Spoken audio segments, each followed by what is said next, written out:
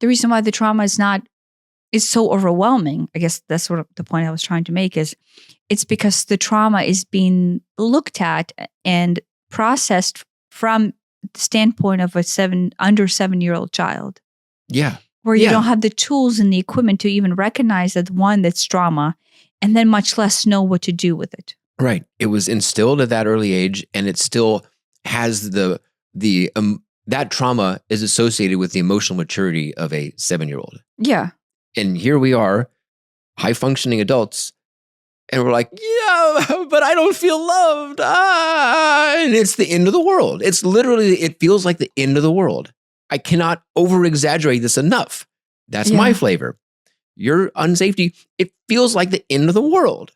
But it feels like the end of the world. These people who are shaking and crying and blaming God, this feels like the end of the world. But think about it. If you're 7 years old and your world is crumbling for all intents and purposes, which is the narrative that they're propagating, and you're 7, let's be honest, you just have to see them as 7-year-olds.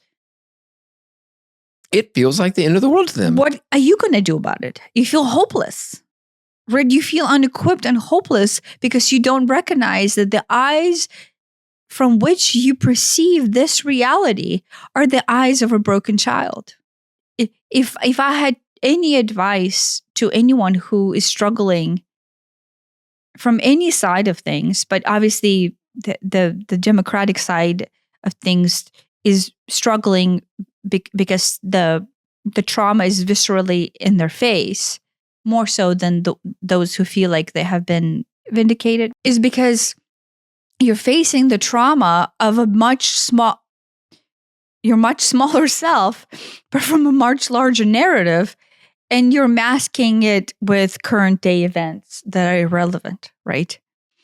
And the right way to address this is similar to what everybody else is saying, is to go within, or what we have always been saying, to go within and to start looking at yourself from the trauma of your childhood. Yeah.